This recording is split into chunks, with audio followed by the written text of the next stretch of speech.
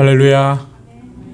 오늘 수요 찬양 예배에 하나님께 경배와 찬양과 영광을 돌리기 위해서 주님 앞에 나왔습니다.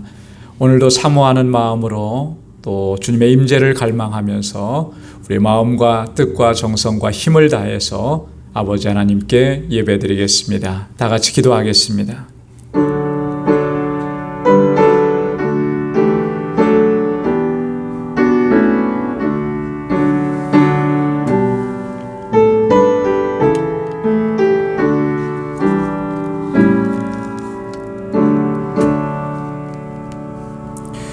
내 영혼아 여호와를 송축하라. 내 속에 있는 것들아 다 그 성호를 송축하라. 내 영혼아 여호와를 송축하며 그 모든 은택을 잊지 말지어다. 여호와는 자비로우시며 은혜로우시며 노하기를 더디하시며 인자하심이 풍부하시도다. 항상 경책지 아니하시며 노를 영원히 품지 아니하시리로다. 우리의 죄를 따라 처치하지 아니하시며 우리의 죄악을 따라 갚지 아니하셨으니 이는 하늘이 땅에서 높음같이 그를 경외하는 자에게 그 인자하심이 크심이로다. 아멘. 은혜가 풍성하시고 자비로우신 만군의 주 여호와 하나님 아버지, 오늘도 이 저녁 저희들을 사랑하셔서 주님의 보좌 앞으로 불러주시고 이렇게 하나님을 경배하며 찬양하며 주님을 예배케 하시니 하나님 고맙고 감사합니다. 이 시간도 우리의 마음을 다하고 힘을 다하고 뜻을 다하여 오직 여호와 하나님 주님만을 예배할 수 있도록 도와주옵소서. 주님의 임재를 사모하오니 우리 가운데 임하시고 우리의 예배를 받아 주옵시고 주님의 크신 은총으로 덧입혀 주시며 주의 평강으로 덧입혀 주옵소서. 감사하오며 예수님의 이름으로 기원하옵나이다. 아멘. 전능하사 천지를 만드신 하나님 아버지를 내가 믿사오며 그 외아들 우리 주 예수 그리스도를 믿사오니 이는 성령으로 잉태하사 동정녀 마리아에게 나시고 본디오 빌라도에게 고난을 받으사 십자가에 못 박혀 죽으시고 장사한 지 사흘 만에 죽은 자 가운데서 다시 살아나시며 하늘에 오르사 전능하신 하나님 우편에 앉아 계시다가 저리로서 산 자와 죽은 자를 심판하러 오시리라. 성령을 믿사오며 거룩한 공예와 성도가 서로 교통하는 것과 죄를 사하여 주시는 것과 몸이 다시 사는 것과 영원히 사는 것을 믿사옵나이다. 아멘. 우리 이 시간 찬양으로 하나님께 영광 돌리겠습니다. 199장 주 십자가를 지심으로 함께 힘차게 찬양하겠습니다.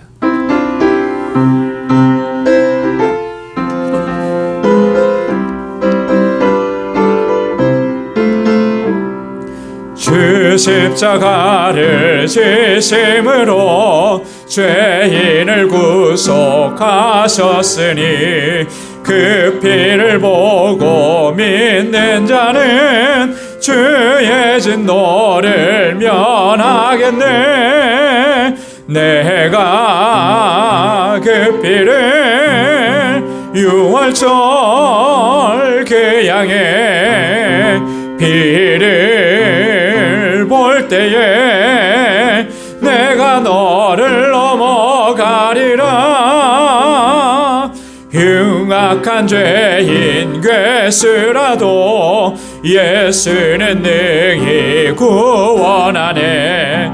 온몸을 피에 잠글 때에 주의 진노를 면하겠네. 내가 그 피를 6월절 그 양의 피를 볼 때에 내가 너를 넘어가리라. 심판할 때에 모든 백성 행한 일대로 보응받네. 죄 있는 자는 피를 믿게 주의 진노를 면하겠네.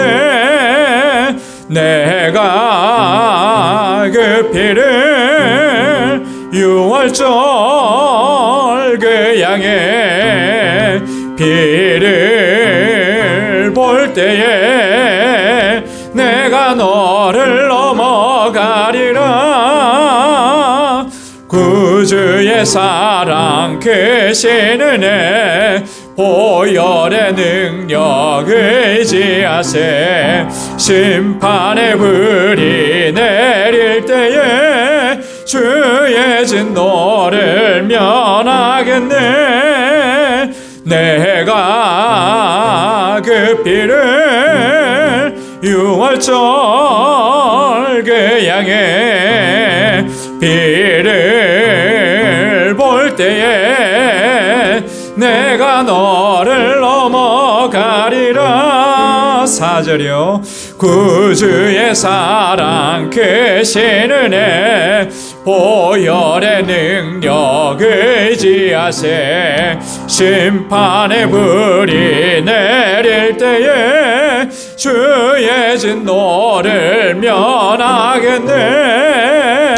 내가 그 피를 6월절 그 양의 피를 볼 때에 내가 너를 넘어가리라. 아멘.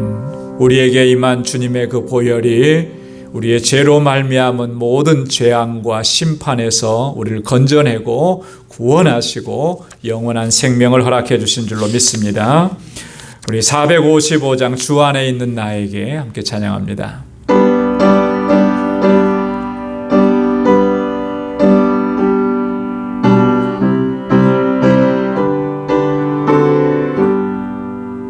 주 안에 있는 나에게 딴 근심이 있으랴. 십자가 밑에 나가 내 짐을 풀었네. 주님을 찬송하면서 할렐루야 할렐루야. 내 앞길 멀고 험해도 나 주님만 따라가리. 그 두려움이 변하여 내 기도 되었고 전날의 한숨 변하여 내 노래 되었네. 주님을 찬송하면서 할렐루야 할렐루야. 내 앞길 멀고 험해도 나 주님만 따라가리. 내 주는 자비하셔서 늘 함께 계시고 내 궁핍 밤을 아시고 늘 채워주시네.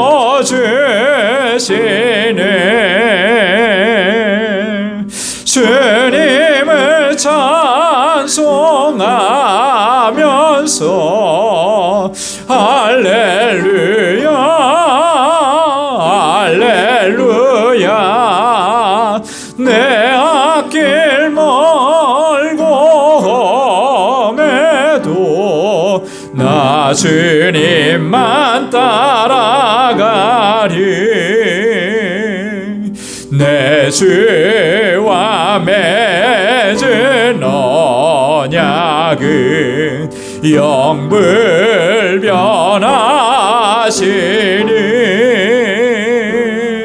그 나라 가기까지는 늘 보호하시니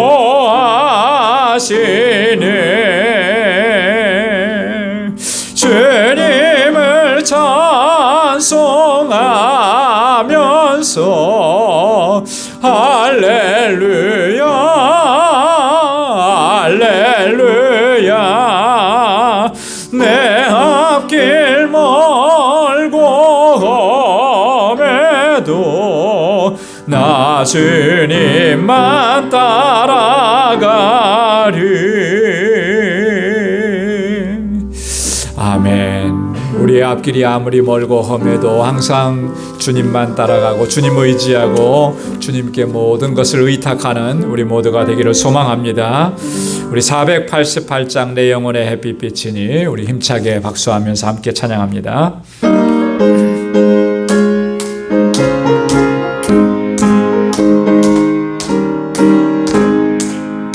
내 영혼의 햇빛 비치니 주 영광 찬란해. 이 세상 어떤 빛보다 이 빛 더 빛나는 주의 영광 빛난 그 빛 내게 비춰 주시옵소서. 그 밝은 얼굴 배울 때 나의 영혼 기쁘다. 내 영혼에 노래 있으니 주 찬양합니다. 주 귀를 기울이시사 다 듣고 계시네. 주의 영광 빛난 그 빛 내게 비춰 주시옵소서. 그 밝은 얼굴 배울 때 나의 영혼 기쁘다. 내 영혼의 봄날 되어서 주 함께 하실 때 그 평화 내게 깃들고 주 은혜 꽃 피네. 주의 영광 빛난 그 빛 내게 비춰 주시옵소서. 그 밝은 얼굴 배울 때 나의 영혼 기쁘다. 내 영혼에 희락이 있고 큰 소망 넘치네. 주 예수 복을 주시고 또 내려주시네. 주의 영광 빛난 그 빛 내게 비춰 주시옵소서. 그 밝은 얼굴 배울 때 나의 영혼 기쁘다. 4절이요. 내 영혼에 희락이 있고 큰 소망 넘치네. 주 예수 복을 주시고 또 내려주시네. 주의 영광 빛난 그 빛 내게 비춰 주시옵소서. 그 밝은 얼굴 배울 때 나의 영혼 기쁘다. 아멘. 주님의 영광의 얼굴을 배울 수 있는 그날 우리에게 허락해 주실 줄로 믿습니다. 그때 우리의 기쁨이 주님의 은혜 가운데 충만하게 될 줄로 믿습니다. 우리 이 시간 다 같이 통성으로 함께 기도하겠습니다. 하나님께서 우리를 은혜의 보좌 앞으로 불러주셨는데 하나님의 은혜로 가득히 채워주옵소서. 주의 능력으로 강건케 하여 주옵시고 성령으로 충만하게 하여 주옵소서. 날마다 주님의 임재를 사모하며 주의 은혜를 사모하며 주님께 더 가까이 나갈 수 있는 저희들 되게 하여 주옵소서. 우리 방주 재단을 위해서 세우신 주의 일꾼들을 위해서 각 기관들을 위해서 이곳에서 자라나는 우리 어린 심령들 학생들 청년들을 위해서 또 세계 곳곳에서 주의 복음을 증거하시는 우리 선교사님들 또 우리 정득수 선교사님 알라메다 방주교회 또 우리 IT의 우리 선교사님들과 그 사역을 위해서 오늘 이 시간 주님 앞에 가지고 나온 우리의 기도 제목을 주님 앞에 아뢰며 다 같이 통성으로 함께 기도하겠습니다. 하나님 아버지 은혜를 감사합니다. 아버지 하나님 저희들을 이처럼 아들처럼 사랑하셔서 아버지 날마다 은혜의 보좌 앞으로 불러주시고 이렇게 하나님 주님을 경배하고 찬양하고 예배케 하심을 감사합니다. 아버지 하나님, 주님께서 우리에게 베푸신 이 은혜가 얼마나 크고 놀라운지, 나를 구속하셔서 하나님의 자녀 삼아주시고 아버지 하나님 영원한 생명을 소유하고 아버지 하나님 이 땅에 살지만 하나님의 나라를 소망하며 주님의 나라 바라보고 믿음으로 살아갈 수 있게 하시니 감사합니다. 연약한 저희들이 아버지 세상을 살며 자주 넘어지고 쓰러집니다. 아버지 하나님의 주의 뜻대로 순종하지 못할 때가 너무나 많습니다. 우리의 연약함을 불쌍히 여겨주시고 우리의 범죄함을 주님 앞에 고백하오니 주님 용서하여 주옵시고 다시금 일으켜 세워주시고 날마다 강건케 하시고 성령으로 충만하게 하시며 거룩한 하나님의 백성, 하나님의 자녀답게 아버지 살아갈 수 있게 하시고 세상의 빛과 소금으로 살아갈 수 있게 하시며 아버지께서 주신 귀한 사명들을 온전히 감당할 수 있도록 저희 가운데 역사하여 주옵소서. 하나님 찾으시는 참된 예배자로 주님 앞에 서기를 원합니다. 우리의 삶이 곧 하나님을 예배하는 참된 예배가 되게 하시고 산제가 제사가 될 수 있도록 주님 역사하시고 인도하여 주옵소서. 아버지 하나님, 이 시간 간절히 바라옵고 없는 것은 주께서 세워주신 우리 방주재단 22년 한결같은 은혜 베푸시고 아버지 여기까지 인도하시고 귀한 역사 이루어주시며 아버지 저희들이 날마다 하나님께서 역사하시는 그 놀라우신 일들을 목도하고 경험케 하시니 감사합니다. 진정한 믿음의 공동체요, 아름다운 사랑의 공동체요, 영원한 소망 안에 거하는 아버지 소망의 공동체가 되도록 도와주시고 아버지 하나님, 주께서 세워주신 하나님의 귀한 종들, 아버지 기름 부어 세우신 주의 신실한 일꾼들, 저들에게 아버지 충성된 마음을 아껴주시고 주님을 위해 늘 헌신하고 수고하고 애쓰고 땀 흘리며 기도하며 눈물을 흘리는 사랑하는 주의 종들의 그 헌신을 받아 주옵소서. 아버지 하나님, 우리 지체들을 섬겨갈 때 하나님 아름다운 섬김이 되게 하여 주옵소서. 그래야 하나님 우리 방주재단이 정말 아름답게 세워져 가고 주님께서 기뻐하시는 귀한 공동체가 되게 하시며 아버지 하나님 주의 뜻을 온전히 펼쳐가기에 부족함 없게 하여 주옵소서. 오 하나님 아버지, 우리 사랑하는 자녀손들이 이곳에서 하나님 주의 말씀을 배우며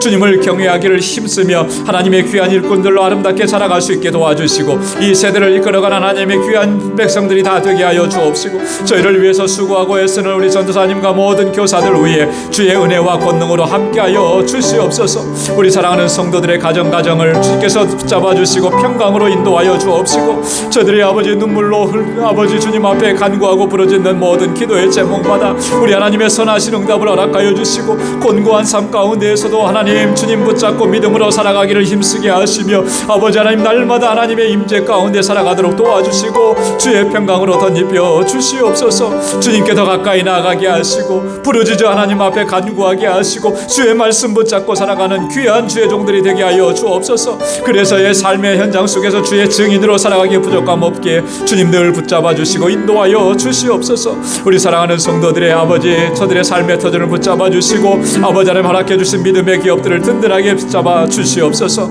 아버지 하나님, 세계 곳곳에서 주의 복음을 증거하는 우리 사랑하는 아버지 하나님의 귀한 주의 종들을 붙잡아 주시옵소서. 저들과 늘 함께 동행하여 주옵소서. 아버지 하나님께서 능력으로 아버지 역사하여 주시고 그 귀한 사역 위에 아버지께서 기름 부어 주시사 하나님 성령께서 역사하여 주시사 아버지 하나님 아름다운 생명의 역사가 날마다 풍성하게 일어나게 도와주시고 늘 건강과 안전을 지켜주시며 필요한 모든 것들을 채워 주옵소서. 우리 알라메다 방주교회 주께서 아버지 세우셨사오니 능력으로 역사하시고 우리 정득수 선교사님과 그곳의 모든 사역자들에게 은총을 베풀어 주시고 권능으로 함께하여 주옵소서. 아버지 하나님, 주께서 사랑하는 종들을 붙들어 주시사 귀한 아버지 역사 감당하기에 부족함이 없도록 인도하여 주시옵소서. 오늘도 아버지 하나님 은혜 사모하며 주 앞에 나와 싸우니 오 하나님 아버지, 우리의 마음밭을 기경하여 주시고 하나님 들려주시는 주의 귀한 말씀으로 인하여서 우리가 새롭게 결단하고 아버지 은혜 가운데 거하는 귀한 시간 되도록 주님 역사하시고 인도하여 주옵소서. 모든 것 감사합니다. 예수님의 이름으로 간절히 기도드리옵나이다. 아멘. 할렐루야. 하나님께서 우리의 간구마다 귀한 응답을 허락해 주실 줄로 믿습니다. 이제 우리 하나님의 말씀 같이 묵상하는 시간입니다. 오늘 묵상할 말씀은 사도행전 제18장 1절에서 17절까지 말씀입니다. 사도행전 제18장 1절에서 17절입니다.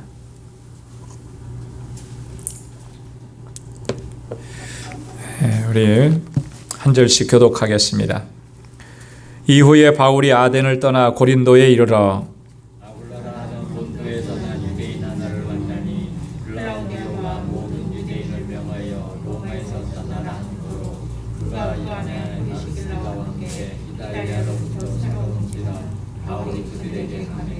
업이 같음으로 함께 거하여 일을 하니 그 업은 장막을 만드는 것이더라.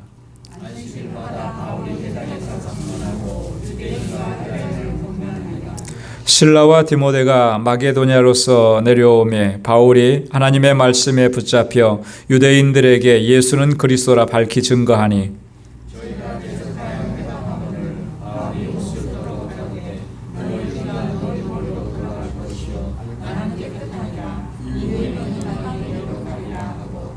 거기서 옮겨 하나님을 공경하는 디도 유스도라 하는 사람의 집에 들어가니 그 집이 회당 옆이라.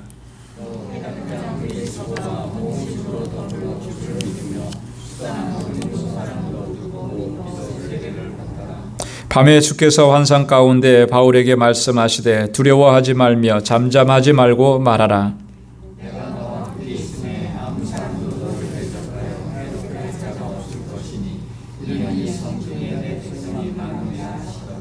1년 6개월을 유하며 그들 가운데서 하나님의 말씀을 가르치니라.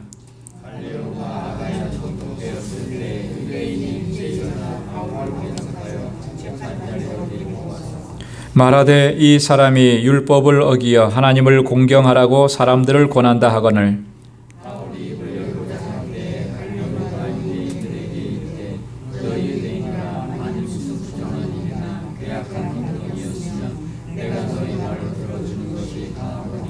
만일 문제가 언어와 명칭과 너희 법에 관한 것이면 너희가 스스로 처리하라. 나는 이러한 일에 재판장 되기를 원치 아니하노라 하고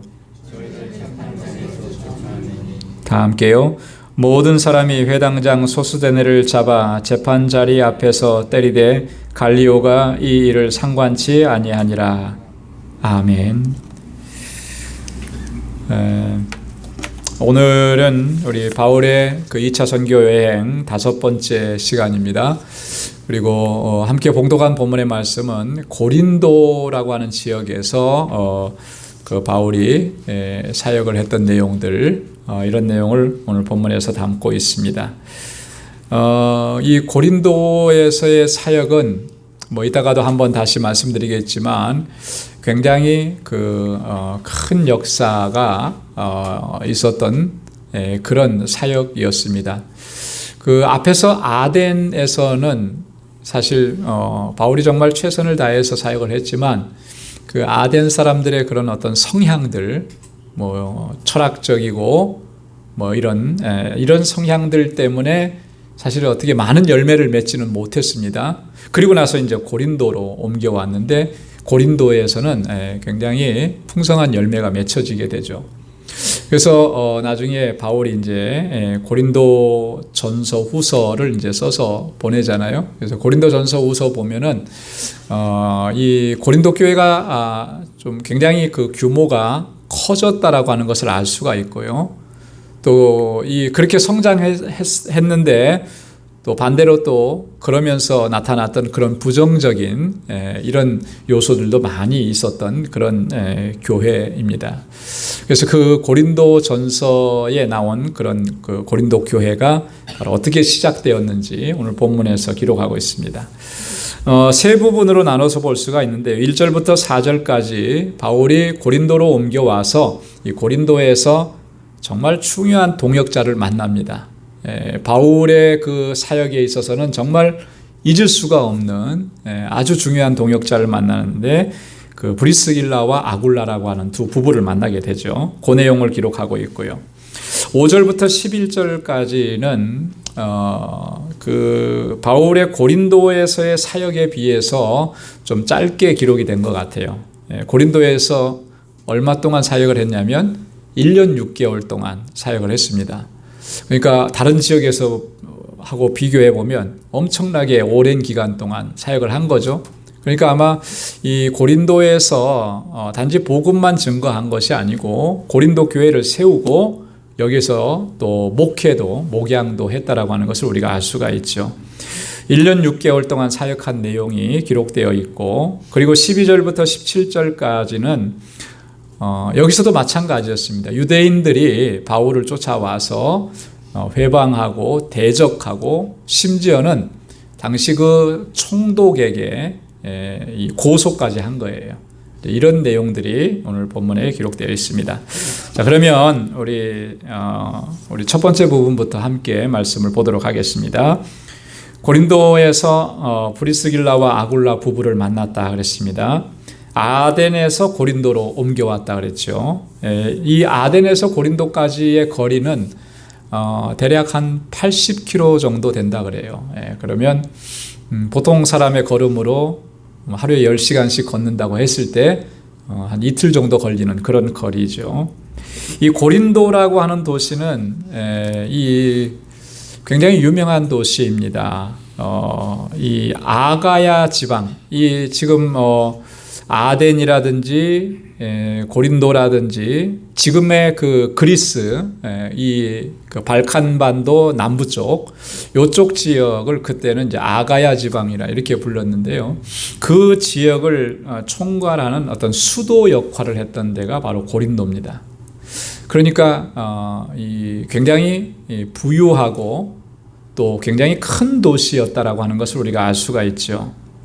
이 아덴이라고 하는 것이 철학이라든지 또 학문적으로 예술적으로 뛰어난 그런 도시였다면, 이 고린도는 상업이 발달하고 무역이 발달했던 그런 도시입니다.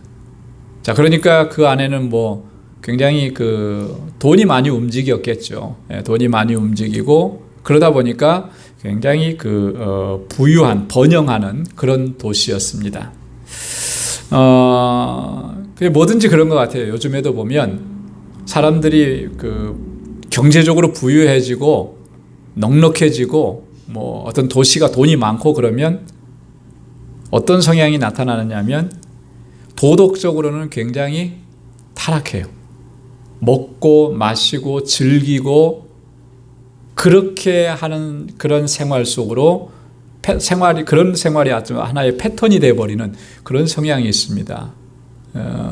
전 세계적으로 지금 보면은 잘 사는 도시라고 하는 곳에 가보면 그런 현상들이 거의 비슷하게 나타나는 것. 우리가 살고 있는 이 뉴욕이 세계의 중심이다, 세계의 수도다 그렇게 얘기하는데요. 정말 대단한 도시죠. 세계의 모든 어떤 자본은 여기에 다 모인 것 같고, 그런데 뉴욕에 사는 사람들의 그 모습들을 보면 어떻습니까? 우리는 안 그렇다고 얘기할 수도 있겠지만은 이 전반적으로 뉴욕의 성향들이 다 그런 거예요. 정말 그런 어떤 윤리적으로나 도덕적으로나 성적으로나 이런 것에 아주 자유분방하고 타락하고 이런 것을 전 세계적으로 첨단을 걷는, 앞서가는 그런 모습을 보이는 데가 이런 도시들이라는 거죠.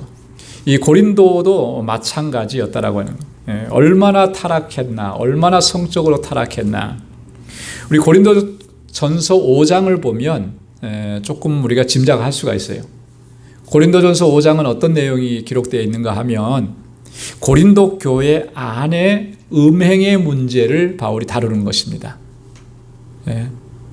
얼마나 그 도시가 음란하고 타락한 도시였으면 고린도 교회 안에까지 그것이 그대로 침투해 들어왔고, 또 고린도 교회 성도들도 그 문제에 대해서 별로 심각하게까지 생각하지 않은 거예요. 그러니까 바울이 분노하고 진노하는 게 그런 부분이었던 거죠.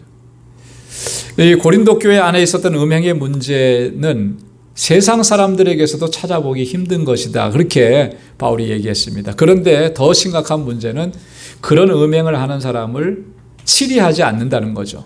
잘못됐다고 바로잡으려고 아무도 그런 시도도 않고 노력도 안 하는. 그만큼 이 고린도 교회도 이런 이 세속적이고 음행하고 타락한 이런 문화 속에 많이 젖어져 있었다라고 하는 거예요. 자, 그래서 고린도전서 6장에 보면 오늘 본문을 기록해 놨습니다. 6장 8절부터 10절까지 말씀해 보면 바울이 이렇게 얘기해요. 너희는 불의를 행하고 속이는구나. 저는 너희 형제로다. 불의한 자가 하나님의 나라를 유업으로 받지 못할 줄을 알지 못하느냐. 미혹을 받지 말라. 음란하는 자나 우상 숭배하는 자나 간음하는 자나 탐색하는 자나 남색하는 자나 도적이나 탐남하는 자나 술 취하는 자나 후욕하는 자나 토색하는 자들은 하나님의 나라를 유업으로 받지 못하리라. 고린도 교회 성도들에게 지금 이렇게 경고하는 거예요. 이런 사람들은 하나님의 나라를 유업으로 받지 못한다. 여러분, 이 바울이 이 얘기한 것에서 우리가 어떤 걸 좀 느낄 수가 있습니까? 고린도 교회 안에 이런 사람들이 있었다라고 하는 거죠. 네. 너희가 하나님 섬긴다고 하면서도 이런 데서 벗어나지 못하고 여전히 그런 모습을 가지고 있으면 하나님 나라를 유업으로 받지 못한다라고 하는 거예요. 자, 근데 그 안에 보면 음란하다, 간음한다, 남색한다, 이 성적 타락적인 그런 어떤 죄악들이 한 절반은 차지하는 거예요. 이 정도였다라고 하는 거죠. 이렇게 실제로 그 고린도라고 하는 도시에는 이 아프로디테라고 하는 신전이 있어요. 아프로디테 이 신의 신전이 있는데 그 신전에서 온갖 종류의 성적 타락하는 것이 신에게 제사 드린다는 명목으로 이루어졌다라고. 여사제라고 불리는데 한 1000여 명이나 있었대요. 종교의 이름으로 그런 일들을 행하는 거예요. 그러니까 일반 사람들이 그거 죄악으로 생각하겠어요? 종교의 이름으로 그런 일을 하는데 죄라고 전혀 생각 안 하는 거예요. 죄의식이 전혀 없는 거예요. 이런 정도로. 그래서 이 고린도 사람이 된다라고 하는 것은 이런 의미를 가지고 성적으로 부도덕한 사람이 되는 것이다. 이런 의미. 고린도 아가씨 이런 명칭이 있는데 매춘부라고 하는 그런 의미를 담고 있다라고 하는. 고린도가 그런 도시였습니다. 자, 여기에서 브리스길라와 아굴라 부부를 만납니다. 2절 3절에 보면 이 두 사람은 본도 출신이라고 그랬습니다. 그리고 로마에 거주하고 있었던 사람들입니다. 그런데 로마에 거주하고 있다가 지금 고린도로 이주해 왔어요. 그 이주해 온 내용이 왜 그랬다 그랬냐면 로마 황제 글라우디오가 칙령을 내렸기 때문에. 자, 유대인들은 다 로마에서 떠나라라고 강제 이주 명령을 내린 거예요. 추방 명령을 내린 겁니다. 그래서 바울이 지금 고린도에 도착했을 때 그 즈음에 이 두 사람도 바로 이 고린도로 왔다라고 하는 거죠. 당시에 글라우디오 황제 때 로마에 그 유대인들에 의해서 큰 어떤 폭동이 일어났다라고 합니다. 그래서 그 유대인들에 의해서 폭동이 일어난 이 사건을 두고 글라우디오 황제가 유대인들을 다 추방시키는 이런 일들을 했다라고 하는 거예요. 그때가 AD 한 49년에서 50년경쯤 된다고 이렇게 합니다. 자, 근데 이 브리스길라와 아굴라는 어떤 일을 하던 사람이냐면 직업이 장막을 만드는 일을 하는 사람. 바울과 업이 같았다 이렇게 얘기를 하잖아요. 바울도 장막을 만드는 그런 기술을 가지고 있었습니다. 학자들에 의하면 바울이 태어나고 자랐던 그 도시, 여러분 거기가 어딘지 혹시 기억나세요? 바울의 고향 길리기아 지방의 다소라고 하는 성읍이에요. 그죠? 길리기아 다소. 근데 그 길리기아 지방에 이 지방에는 이 어떤 가죽을 만드는 일, 그 산양이죠. 산양. 그 양을 잡아서 그 가죽으로 털로 이렇게 그 가죽 만들고 가죽 제품을 만드는 이런 일들이 이런 일 하는 일들이 굉장히 발달되어 있더라고요. 아마도 바울은 그 사회 속에서 자랐으니까 그런 기술을 습득을 했을 것이다. 그 유대인들은요, 역사적으로 보면 이 바벨론 포로 이후에 그 자기 자녀들에게 후손들에게 두 가지를 아주 집중적으로 가르쳤다고 합니다.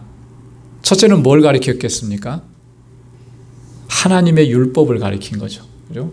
율법을 언제 어디서나 하나님의 말씀을 기억할 수 있도록 율법을 가르치고, 또 하나는 뭘 가르쳤냐면 어디 가서든지 살 수 있도록 기술을 가르친 거예요. 기술을. 그래서 자신의 업으로 삼을 수 있는 그런 기술들을 하나씩을 꼭 가르쳐줬다라고 하는 거예요. 생업을 위해서.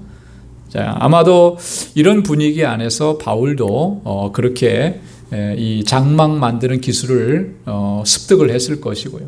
그러니까 바울이 뭐 공부만 하고 그죠? 뭐 이렇게 배우기만 하고 그런 사람이 아니라는 거예요. 이 장막 만드는 기술을 가지고 바울은 자비랑 선교를 하게 되는 거죠. 그래서 가서 낮에는 복음 증거하고 또 그렇지 않을 때에는 장막을 만들어서 또 이 사역을 하는데 필요한 또 생활하는데 필요한 것들을 또 이렇게 수입을 또 이렇게 얻고 이런 일들을 하면서 자비랑 선교를 감당을 했다라고 하는 거죠. 이 아굴라와 브리스길라는 아마도 로마에 있을 때 예수 그리스도를 영접한 사람으로 보입니다. 왜냐하면 오늘 본문에 보면 바울이 이 브리스길라와 아굴라에게 복음을 증거했다라고 하는 그런 내용은 없어요. 이미 이때도 로마에 믿는 그리스도를 믿는 그 형제들이 많이 있었고 또 로마 교회가 이미 가정교회로 형성이 되어 있었다라고 하는 거죠. 그래서 바울이 로마에는 한 번도 가본 적이 없지만 로마 교회에 편지를 쓰잖아요. 그게 바로 로마서죠. 로마서. 이미 그곳에 크리스찬 공동체가 있었고 교회가 있었다라고 하는 거예요. 그래서 아마 이 브리스길라와 아굴라가 거기서부터 신앙생활을 해왔고 또 이 고린도에 와서 바울을 만난 거죠. 자, 바울에게 있어서 바울의 사역에 있어서 이 브리스길라와 아굴라는 어느 정도로 헌신적이었는가? 바울을 위해서라면, 바울의 생명을 위해서라면 자기 자신들의 목숨까지도 내어놓을 정도로 그렇게 헌신적이었다라고 하는 거죠. 그 로마서를 보면요, 로마서 마지막 부분 16장 끝에 보면 바울이 이 로마 교회 편지를 마무리하면서 이 문안 인사를 합니다. 그러면서 쭉 자신의 그 동역자들을 쭉 소개를 해요. 자, 그 동역자들을 소개하는데 이 브리스길라와 아굴라 이 두 부부가 두 번째로 나옵니다. 첫 번째는 누가 나오냐면 베베라고 하는 자매가 나와요. 베베는 이 로마서를 가지고 로마 교회로 바울이 로마 교회에 보낸 편지 그걸 써서 보냈는데 베베 편에 보내서 베베가 그걸 전달했다 이렇게 알려져 있습니다. 그리고 나서 두 번째 브리스길라와 아굴라에 대해서 얘기하는데 로마서 16장 3절로 4절에 보면 이렇게 얘기해요. 너희가 그리스도 예수 안에서 나의 동역자들인 브리스가와 아굴라에게 문안하라. 저희는 내 목숨을 위하여 자기 목이라도 내어놓았나니 나뿐 아니라 이방인의 모든 교회도 저희에게 감사하느니라. 이 두 부부의 헌신, 그것에 대해서 감사를 100번, 1000번 해도 모자랄 거예요. 이 정도로까지 바울의 사역을 돕고 그렇게 헌신적으로 동역자로서 사역을 했다라고 하는 거죠. 자, 이 브리스길라와 아굴라 같은 부부가 바울을 이렇게 사역을 돕고 있었으니까 바울이 얼마나 큰 힘이 됐겠습니까? 그죠? 어떠한 상황에 놓인다 할지라도 항상 그 자리에 함께 있고 오히려 본인들이 더 어렵고 힘든 일들을 감당해 나가면서 목숨까지도 내어놓으면서 함께 동역하는, 그러니 바울이 든든하지 않을 수가 없죠. 여러분, 우리가 무슨 사역이든지 혼자 하는 거는, 혼자 할 수 있는 일은 아무것도 없어요. 하나님의 일은 우리가 함께 하는 것입니다. 동역하는 거예요. 동역할 때 중요한 것은 바로 브리스길라와 아굴라와 같은 그런 마음의 자세인 거죠. 우리의 모든 것을 다 쏟아붓고 함께 하는 거예요. 우리가 선교할 때도 마찬가지죠. 선교할 때도 같은 마음으로, 우리가 그 자리까지는 가지 못했지만 우리에게 허락해 주신 하나님의 은혜로 최선을 다해서 함께 감당하는 것. 여러분, 이 주님의 일은요, 우리 일, 너네 일, 내 일, 너 일, 이런 게 아니잖아요. 그죠?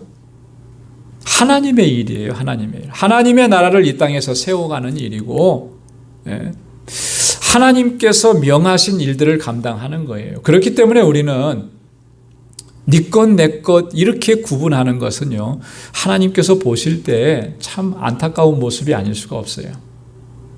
그런 구분은 우리가 해서는 안 되는 거죠. 모두가 다 하나님의 일인데 그래서 우리가 하나님의 일에 포커스를 맞추고 주님의 영광을 위해서 우리에게 주신 그 은혜를 함께 최선을 다해서 나누면서 동역하는 그러한 믿음의 자세를 가질 때 이 땅에 하나님의 나라가 더 확장되고 하나님의 일이 더 편만하게 퍼져나가게 될 줄로 믿습니다. 4절에 보면 회당에서 강론을 했다 그랬습니다. 매 안식일마다 회당에서 강론하고 뭘 강론했겠습니까? 하나님의 말씀을 강론한 거죠. 구약 성경, 구약에서 예수 그리스도를 어떻게 말씀하고 있는지, 구약에서 말씀하고 있는 메시아가 바로 예수 그리스도라고 하는 사실을 증거하는 것입니다. 그래서 5절에 보면은 이 예수는 그리스도시라고 밝히 증거했다 이렇게 기록하고 있습니다.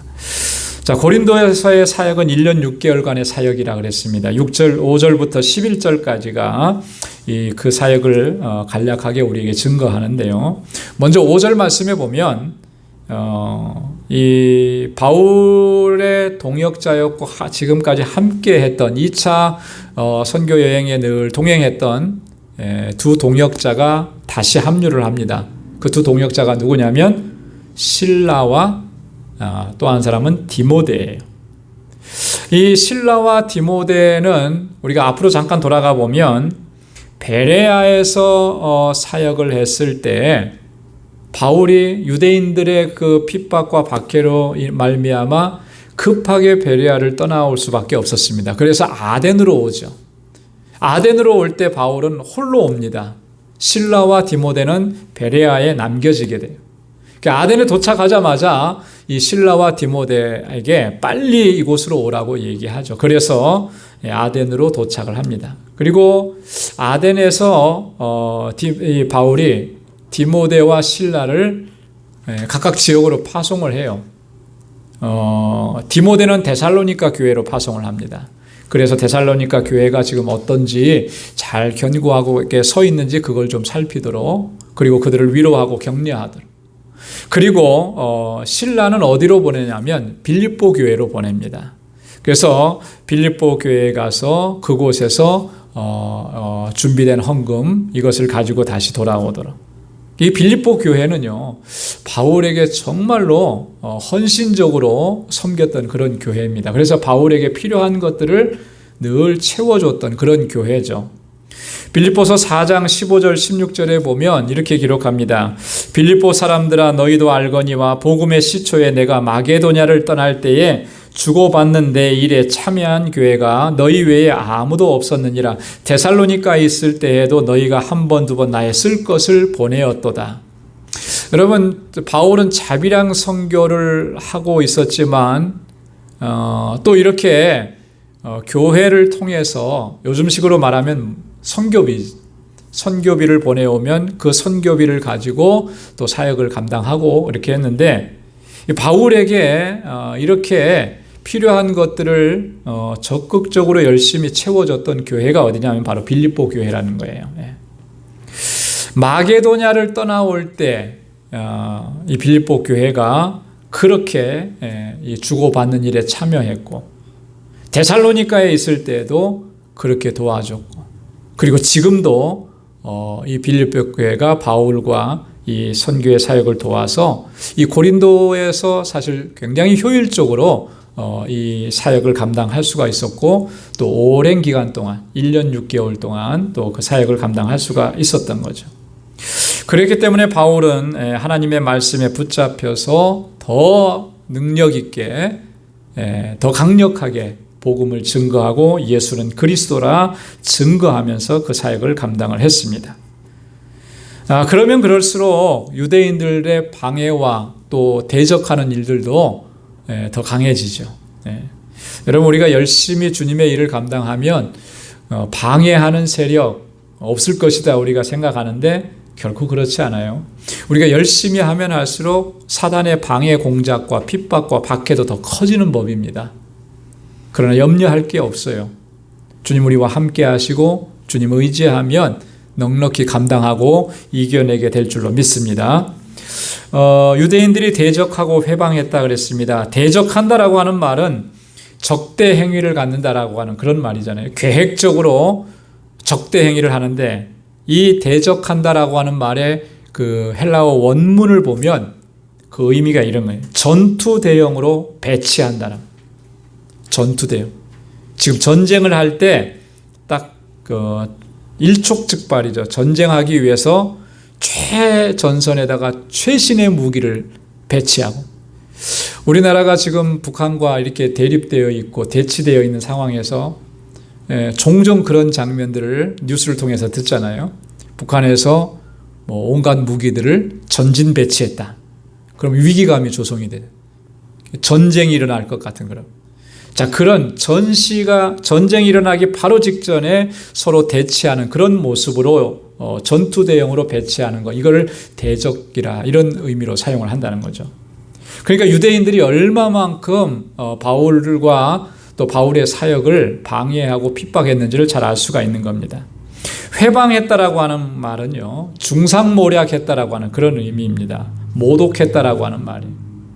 그래서 바울이 지금 예수 그리스도를 증거하고 있는데 바울이 전하는 복음을 저들은 그것을 신성모독죄로 간주하고 있다라고 하는 거예요. 그렇게 바울이 복음 증거하는 것을 회방하는 겁니다.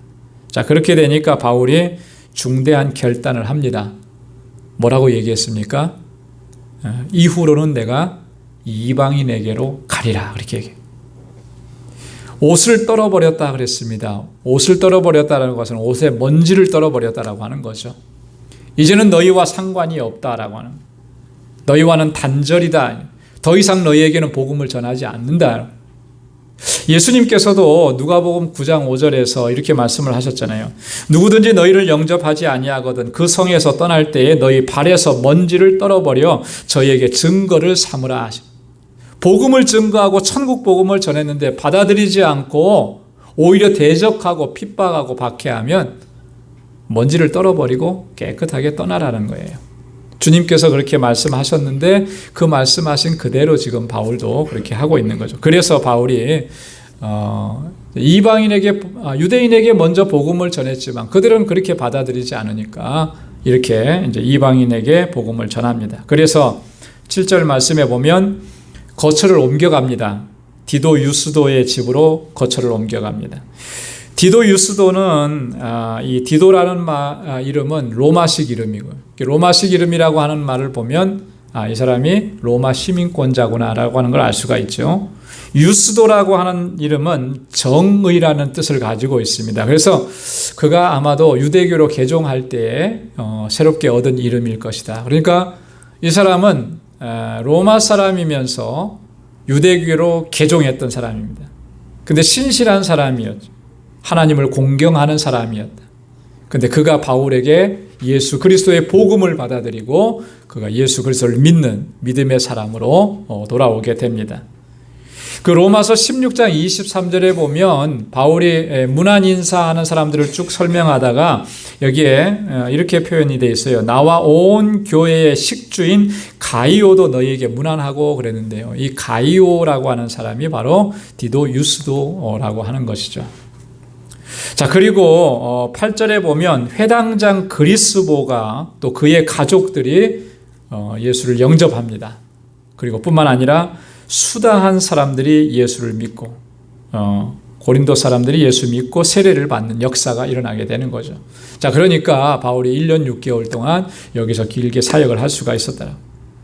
회당장 그리스보, 상당히 영향력이 있는, 유대인의 사회 속에서 영향력이 있는 사람인데 이 사람이 예수를 영접하게 되니까 바울에게도 큰 힘이 되었을 것이고요. 이 고린도에서 복음을 증거하는데 아주 큰 영향을 미쳤을 것이다. 그래서 수다한 사람들이 주님을 믿고 세례받고 믿음을 가지고 살아갑니다. 자, 이런 역사 가운데에서도 바울에게는 아마 두려움과 염려와 또 걱정이 있었던 것 같습니다. 그래서 9절과 10절 말씀에 보면 주님께서 환상 중에 나타나셔서 바울에게 말씀을 주십니다. 환상 중에 나타나셔서 주님께서 주신 말씀은 크게 세 가지로 구분해 볼 수가 있어요. 첫째는 뭐냐면 9절 말씀에 보면 두려워하지 말고 잠잠하지 말고 말하라. 담대하게 말하라는 거예요. 두려워하지 말라는 거예요. 자, 두려워하지 말라라고 하는 이 말 속에는 지금 바울이 두려움이 있다는 거예요, 없다는 거예요? 어느 정도는 두려움이 있다라고 하는 거죠. 성령께서 그것을 보시고 주님께서 두려워하지 말라 그걸 권고하시는 거잖아요. 걱정할 게 하나도 없다라고 하는 거죠. 염려하지 말라라고 하는 거예요. 아무리 유대인들이 이렇게 핍박하고 박해하더라도 그거 염려할 필요 없다. 너는 담대하게 복음을 증거해야 된다. 이게 첫 번째 메시지였고요. 두 번째 메시지는 두려워하지 말아야 되는 이유입니다. 10절 말씀에 뭐라고 그랬습니까? 내가 너와 함께 있음에 아무 사람도 너를 대적하여 해롭게 할 자가 없을 것이다. 내가 너와 함께 한다라. 그 누구도 너를 대적하지 못할 것이다. 유대인들의 핍박과 박해가 아무리 강하다 할지라도 너를 해치지 못할 것이다. 너에게는 사명이 있다라고 하는 거예요. 어떤 사명입니까? 복음을 증거하는 사명이잖아요. 내가 너와 함께 있을 것이다. 부활하신 예수님께서 승천하시기 전에 제자들과 믿음의 사람들에게 주셨던 약속이 바로 이 약속이잖아요. 내가 너와 함께 하리라. 하나님이 주님께서 함께 하셔서 세상 끝날까지 너희와 함께 있을 것이라 약속해 주셨는데 그 약속을 지금 바울에게도 주시는 것이고요. 이 약속은 오늘 우리에게도 동일하게 주신 약속인 줄로 믿습니다. 그렇기 때문에 우리가 주님의 사역을 감당하다 때로는 지치고 또 때로는 시험에 들 때도 있고 때로는 절망할 때도 있고 하지만 염려할 필요가 없는 거예요. 염려해서도 안 되는 것입니다. 우리가 주저앉아 있을 때도 주님은 그 자리에 함께 하셔서 주님께서 이끌어 가시는 거죠. 능력으로 우리를 붙잡아 주시고 끝까지 감당하도록 인도해 주실 줄로 믿습니다. 세 번째 메시지는 뭐냐면 이 성 중에 내 백성이 많음이라 그랬어요. 하나님께서 택하신 영혼들이 이 고린도 성에 많이 있다라고 하는 거예요. 저들에게 복음이 증거되어져야 된다라고. 내 백성이라 그랬어요. 하나님의 백성, 하나님의 택한 백성이 많이 있다라고. 구약시대 때 내 백성 하면 이스라엘 백성을 얘기했죠. 그죠? 그러나 예수님이 오신 이후에 하나님께서 내 백성이라고 얘기하셨을 때는 예수 그리스도를 영접하고 하나님의 자녀가 되는 사람들을 얘기하는 것입니다. 이미 하나님께서 택하신 그 영혼들이 이 성에 많이 있다. 그러니까 너는 그들에게 복음을 증거해야 된다. 염려하지 말고 두려워하지 말고 너를 해할 자가 없을 것이다. 그렇게 약속을 해주셨습니다. 오늘 이 주님의 약속의 말씀을 우리도 붙잡고 그렇게 담대하게 주님을 증거하며 살아가는 우리 모두가 될 수 있기를 주님의 이름으로 축원합니다. 자, 11절에 보면 고린도에서 1년 6개월 동안 사역했다 그랬습니다. 이 고린도에서 사역하면서 바울이 데살로니가 교회에 편지를 씁니다. 그 데살로니가 전후서를 쓰죠. 그때 이 데살로니가 전후서는 신약 성경에 최초로 쓰여진 성경입니다. 가장 처음에 쓰여진 성경이에요. 데살로니가 전후서를 보면요, 여러분 나중에 한번 좀 돌아가셔서 한번 찾아보세요. 데살로니가 전서 1장 1절과 데살로니가 후서 1장 1절에 보면 바울은 항상 편지를 쓸 때 이 편지를 보내는 사람이 누구라고 하는 걸 가장 먼저 얘기하거든요. 근데 데살로니가서를 쓸 때는 바울 자기만 쓴다고 얘기하지 않아요. 함께 동역했던 두 사람을 같이 언급합니다. 누구냐면 실루아노와 그리고 디모데. 실루아노는 신라를 얘기하는 거예요. 신라. 이 두 사람이 지금 고린도에서 같이 사역을 하면서 또 데살로니가 교회에 이러한 또 내용으로 편지를 함께 보내고 있는 것이죠.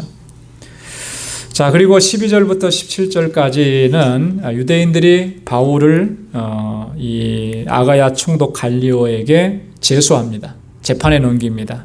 근데 갈리오가 판결을 내리는 유대인들이 고소한 내용을 보면 13절에 그렇게 얘기했습니다. 이 사람이 율법을 어기어 하나님을 공경하라고 사람을 권한다. 여기서 말하는 율법이라고 하는 것은요, 이 모세의 율법을 의미하는 게 아니고 당시 로마 법을 얘기하는 거예요. 로마 법을 거역하고 하나님을 공경하라고 저렇게 하는데 당신들의 법으로 이 사람을 처리해달라, 뭐 이렇게 고소를 한 거죠. 자, 그때 14절부터 16절까지 보면 아가야 총독이 갈리오가 판결을 내리는데요. 어떻게 판결을 했습니까? 즉석에서 기각을 해요. 바울이 변론하려고 변명하려고 했는데 그 기회도 주지 않고 그 자리에서 다 돌려보내는 기각 판결을 내립니다. 그 기각 판결을 내리는 이유가 14절에서 15절이에요. 만약에 무슨 부정한 일이나 괴악한 일을 행했으면 너희 말 들어주는 게 그게 내가 할 일이지만, 만약에 이 문제가 너희의 언어라든지 명칭이라든지 너희의 법에 관한 것이면 그건 너네들이 알아서 해라 하고 돌려보내는 거예요. 여러분, 이 갈리오의 이 판결이 주는 의미는 본문에는 뭐 그렇게 기록하고 있지만 상당한 의미가 있어요. 왜냐하면 만약에 유대인들이 고소한 내용을 갈리오가 그대로 받아들여서 바울을 재판했다고 하면 그것이 하나의 선례가 될 것입니다. 그리고 이후에 가서 바울이 복음을 증거하는데 굉장히 좋지 않은 영향을 미칠 수가 있는 거예요. 그런데 갈리오가 그것을 기각시켜 버리는 거죠. 이런 부분들을 볼 때 정말 하나님께서 약속하신 그대로 뭐라고 말씀하셨다 그랬습니까? 내가 너와 함께 있을 것이고 너를 대적할 자가 없고 너를 해하게 할 자가 없을 것이다. 그렇게 약속해 주셨는데 그 말씀하신 그대로 지금 하나님께서 행하시고 이루시는 것을 볼 수가 있는 거죠. 그래서 바울이 1년 6개월 동안 이 고린도에서 아주 강력하게 사역을 할 수가 있었던 것이고요. 그리고 나서 이제 떠나서 다음 행선지로 가게 됩니다. 그곳은 바로 에베소에 가서 또 복음을 증거하게 되는 거죠. 오늘 이 고린도에서의 사역을 우리가 잠깐 살펴봤는데요. 오늘 이 말씀 가운데 우리가 꼭 한 가지 기억해야 될 것은 하나님께서 바울에게 나타나셔서 환상 중에 주신 그 말씀들입니다. 그건 바울에게만 주신 것이 아니고 주님의 사역을 감당하는 우리 모두에게도 동일하게 주신 약속인 줄로 믿습니다. 하나님은 우리와 늘 함께 하시고 우리가 어떤 사역을 감당하든지 우리가 염려하고 걱정하고 두려워할 이유가 없다라고 하는 거예요. 주님의 말씀에 우리는 순종하기만 하면 하나님께서는 그 능력으로 우리를 붙잡아 주시고 끝까지 감당할 수 있도록 역사해 주시는 줄로 믿습니다. 그래서 주님의 약속 붙잡고 주님 내게 주신 사명, 특별히 복음 증거의 사명을 우리가 잘 감당할 수 있는 우리 모두가 될 수 있기를 주님의 이름으로 축원합니다. 기도하겠습니다. 은혜가 풍성하시고 자비하신 아버지 하나님, 참 고맙고 감사합니다. 오늘 이 저녁에도 주님 저희들을 사랑하셔서 주님 보좌 앞에 불러주셨고 또 하나님의 귀한 말씀을 함께 묵상할 수 있도록 은혜 주시니 감사합니다. 주님께서 택하신 주의 종 사도 바울이 고린도 지역에서 어떻게 복음을 증거했고 하나님께서는 또 어떻게 그에게 능력으로 역사해 주셨는지 말씀을 통해서 같이 묵상했는데, 오 하나님 아버지, 오늘 우리도 사도 바울과 같이 브리스길라와 아굴라와 같이 주님 맡겨주신 일에 언제나 최선을 다하고 헌신하고 주님의 복음을 전하는 일을 가장 우선적으로 감당하는 저희들 되게 하여 주옵소서. 우리와 함께 하시겠다고 약속하신 주님의 그 약속을 붙잡고 담대하게 나아갈 수 있도록 도와주옵소서. 우리를 해하게 할 자가 없을 것이라고 주님 말씀해 주신 이 말씀 붙잡고 염려하고 두려워하지 않게 하시고 담대하게 주의 복음을 증거하고 주님 맡겨주신 사명을 감당하며 하나님께 영광 돌리는 우리 방주의 모든 믿음의 권속들 되게 하여 주옵소서. 저들의 가정 속에 주님의 평강을 더해 주시고 주님의 주시는 기쁨이 충만하게 하시며 어디에서나 누구를 만나든지 항상 복의 근원으로 살아가는 주님의 귀한 백성들로 삼아 주옵소서. 오늘 이 밤에도 저희들 편히 쉬게 하시며 주님의 은혜 가운데 거하게 하시고 또 내일 새날을 맞이할 때 기쁨으로 주의 주시는 능력으로 승리의 삶을 살아가도록 인도해 주옵소서. 이제는 우리 주 예수 그리스도의 무한하신 은혜와 하나님 아버지의 크고 놀라우신 사랑과 성령의 위로 교통 충만하심의 역사가 항상 우리와 함께 하신다고 약속해 주신 주의 말씀 붙잡고 믿음으로 나아가고 오직 하나님께 영광 돌리며 주님의 뜻을 행하기로 주님 앞에 결단하는 우리 방주의 모든 믿음의 권속들과 저들의 가정과 직장, 생업의 터전과 학업 위에 이제로부터 영원까지 함께 하시기를 간절히 축원하옵나이다. 아멘.